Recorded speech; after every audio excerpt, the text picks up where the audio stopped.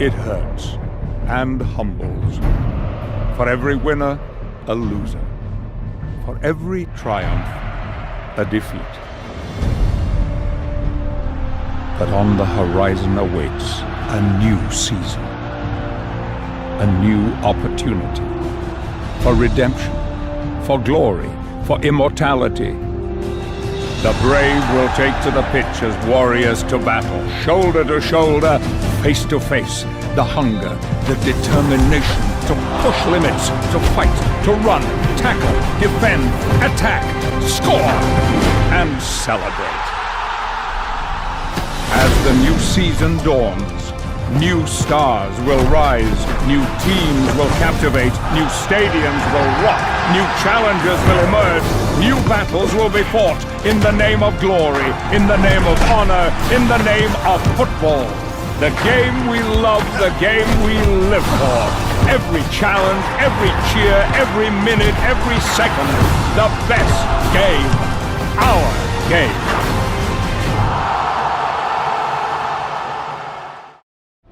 The new season awaits.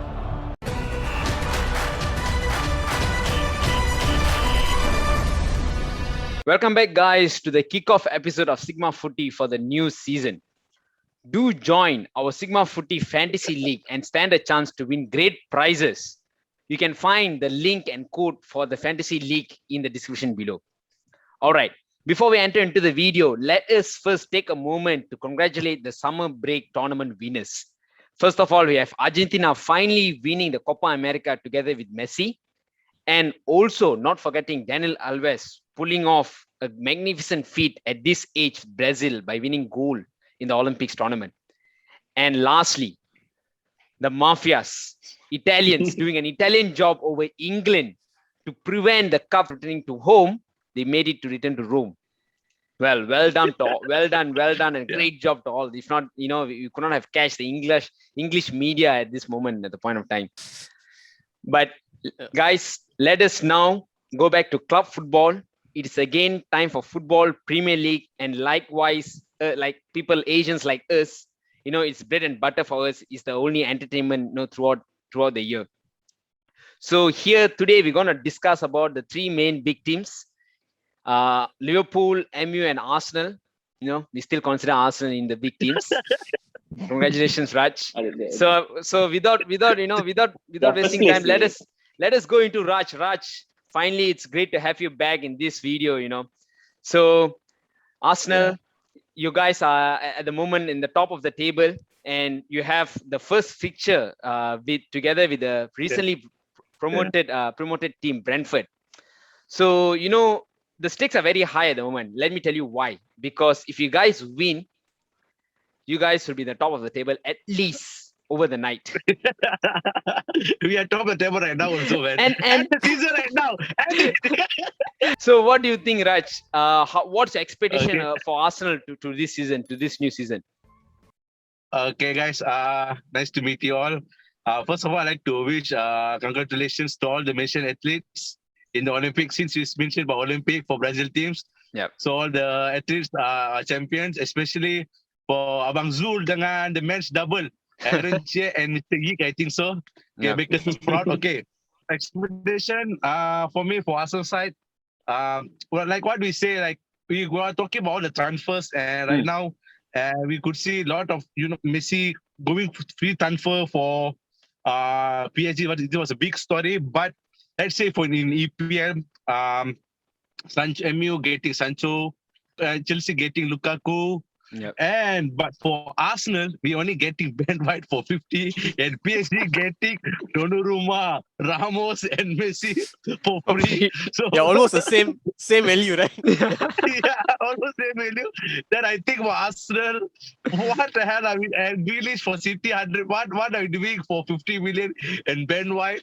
So that sums up our season. Actually, I think Edu and Arteta are try to do something this season, because last season we was not the best Arsenal, but in attacking, but as defensive we didn't lose much like when Wenger, like what we did during Wenger, right? 4-0, 5-0, never get trashed. So that's what I take some good points from Arteta's defense. He always make we lose lot of games, but not get trashed. That's the only happy point that I could take from last season lah. But you're not expecting much to win a cup. Is there any chance to win any cup? No, I didn't expect anything. I just want them to build a good team. Okay. At least get the top 4 is enough. Don't focus on any cup. I don't give fuck about FA Cup or Carabao Cup or any. Just focus on team. Make sure you are consistent and trying to get top 4. At least try to get back to Europa. At least Okay. it's okay. Step by That's a step. fair point. I didn't expect. Couldn't expect because the signing that we made was Lokanga. Anyone know who's Lokanga is? No, right? It was 15 million. I also don't know. The second biggest signing in the season. I haven't watched his game, so I not like a big Arsenal fan that gonna what he did last season. He's right-footed or left-footed. I didn't give a fuck because every time I see the stats before the season start, then during the season they will always disappoint us. I think even your comments, your comments on Arsenal about right now seems give me a lot of confidence moving to the new season. So it's okay. It's okay. We can see, football is a beautiful game full of surprises. We hope at least the surprise happen for Arsenal. The old JC, man. Nobody JC. The old JC. This JC, I got a break until I die. Show my grandkids. You want to watch Arsenal? Watch the players wearing this JC. Not the new JC. Any shit. If Arsenal were to change this season, name one player that has to step up. I think Emily Sidorov have signed the contract, extend the contract as a role number 10. So he have to step up the game and create more chances and be more clinical, and as well as a Saka. These two only, I think, as a young player, they already become very professional to try to become more clinical in scoring, and not to forget Pepe, 72 million. Please make it worth it, fucker. This is the time for you to make it. Every time I got trolled for 72 million. For what? I also don't know. So I think these 3 players have to make the Arsenal attack. I depend much on Lacazette and Aubameyang. I think their time is going to end. Yeah, they are old also. So these 3 young players are my expectation. All right. Fair point.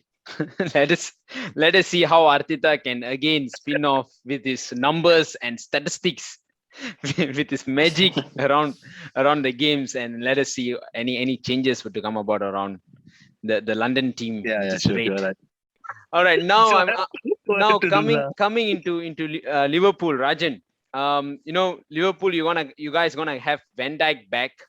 However, in this transfer window, we don't see any, strikers being big names or strikers being signed. And, Liverpool lacked of goals last season, which, curtailed or, which stopped them from retaining their championship. And not forgetting, one interesting thing that I saw about Liverpool was actually the average age of the squad. It was shocking to see that they are all actually about an average of 30. Average age of first 11. Yes, exactly. The first 11 is 30 and above. Uh-huh. Do you think that at this, especially Jurgen Klopp's game, at this intensity and pace, do you think this average squad can cope up with it? We seen them with injuries and fatigueness in last season itself. And what do you think, or what do you expect to see anything different moving into this new season, Rajan? Okay, so first of all, I'd like to congratulate Chelsea on winning the UEFA Super Cup. Yeah. And then thanks. I would like to congratulate one more team, my rival team, MU, for doing a fantastic job in transfer window. No, seriously, that's a really good transfer window. We'll come to that, Rajan. We'll come to that. Okay, so I mean, in terms of big names, I know that's what you need before you walk into the new season, right? Okay, so first of all, okay, what I say, yes, when you say it's average, I believe it's around 29. If you want to include Shaqiri and what do you call Adrian and all these players that are very old. So if you want to average, because like Fabinho is this year is 28, next year is 29, Salah is all 29 now, They're 28 now. They're going to be 29 next year, or it's around there, which I believe is the peak of every player. They'll say their peak performance is around 28, 29 because of the experience and all. Okay, another one thing you have to see is we are actually, I don't know how, but the non-Liverpool fans, you guys are not looking at our young guns, I will say, which is performing tremendously well in the preseason, especially Javi Elliott. And also Kostas Simikas is really good. I think it's a very good cover up for Robertson, knowing that I think he's injured. I think maybe he will not be featuring for the first game. And then Diogo Jota is there, he's young. And Minamino is having a fantastic preseason. And also with Curtis Jones coming in, and Ibrahima Konata is young. Andrew Robertson is not that old. Alexander Arnold is not that old. And so yeah, Van Dijk, you need an experienced centre back there. And at back, if you want to say Alisson is old, for keepers, I don't think so it's an issue. But again, we have Kelleher, which is performing really well. So, and why I said, okay, maybe yes, you can't judge based on preseason, but why I liked about our preseason is we went up against clubs like Osasuna, Athletic Bilbao, and all these kind of clubs. So it's not like a low tier clubs or what. It's a decent performing clubs, and they managed to perform to grind some results out of it. And if let's say last year's injury was a curse for us, yes, but it also has proven us that certain players can step up at some important times. If not, you wouldn't have been finishing at that place. Yes, like Mane and Salah all had issues last season because of we have been trained to create chances from the back, and Van Dijk has been a very important person until Nat Phillips managed to take the game towards the end of the season. That's what made us to be to finish that place last season. So with this, we have everyone coming back, and not something I'm proud of, but I'm lucky that most of the players did not feature in Europe. So the effectiveness is not as much as other players, except Firmino, and even Firmino was not in starting 11. Fabinho wasn't in the starting 11. Only Robertson, and he's injured now. But he's I think it's not a major injury, but yeah, he's going to be out for some time, maybe a few weeks. So I don't see the age factor is a problem now. But if you want to talk 2-3 seasons ahead, yes, that's a great concern. But I am very sure Klopp has in terms of transfer windows, I have never been worried about Liverpool all throughout. Only they couldn't secure a centre back last season, but even that they've already fixed it. Maybe a replacement for Wijnaldum would have been a better news. A star midfielder would have made me even more confident going towards the season. But I feel we have a very good squad depth this time. All right. I think I answered the question. Rajan, those were very, very new, interesting points. Actually, I've not followed Liverpool this close, but I think your insights makes me scared for Liverpool, actually, to be honest. And talking about inconsistency, someone touched about inconsistency in strikers and on. We have to talk about that when it comes to MU, So coming to you, Ivan. Nice one. Yeah, so on MU, I think when I talk about MU, one thing comes to my mind is deadwood in your team. We have also seen in the Euros itself, Bruno missing. And not on top of that, there's not much big transfer news name around MU, especially on striker at least. You have an aging striker, Marshall, who's not doing much, and Rashford not on his right head. What do you think? And with not much changes, what do you expect MU to do any different? I know you guys did pretty well with the existing squad. Do you think it will be enough to pull it off again, or with all this Chelsea, Arsenal changes, and oh my God, City, we haven't even touched on City. Do you think MU can pull it off? Solskjaer can pull it off again? No, bro, not this season, because y'all are saying the fans are back in the stadium, right? This will be a huge difference, because how many times last season United we went behind first, we considered first. The reason we can come back is because the home teams, the small teams, right, didn't have fans there, to push them on for the victory. So in the end, always our quality comes through in the last 20 minutes. I don't see this happening again. Not that many times. I think more than 10 times came back last season. So we can't keep relying on this. We have to start games much better. But one good thing, I think, if what's his name, Woodward, right? If he was still here, I don't think these two signings would have materialized. So it's a bit, I will say, positive direction. We managed to get these two signings, but still not enough. We have too many deadwoods. Okay, like you mentioned about deadwoods issues, right? I will name 8 players now. Okay, Marshall, Mata, Pereira, and Lingard. I mean, I don't know why these two guys came back. Pereira and Lingard, and then Lindelof. I think we can sell off Lindelof. Lindelof being his main centre back. Yeah. No. Since we have got Varane, we can let go of this guy. And Wow. also the last name, Phil Fuckface Jones. How is this guy still in United, man? I mean, we can't be carrying He's back. Yeah. still United. Another guy is actually Matic. Another guy is Matic, but I feel it's a bit too harsh to criticize Matic. But I feel for his age and everything, I mean, we can keep him around, but not someone that we should rely on in the first 11. Okay, and but Keep him to especially close games since, can lah.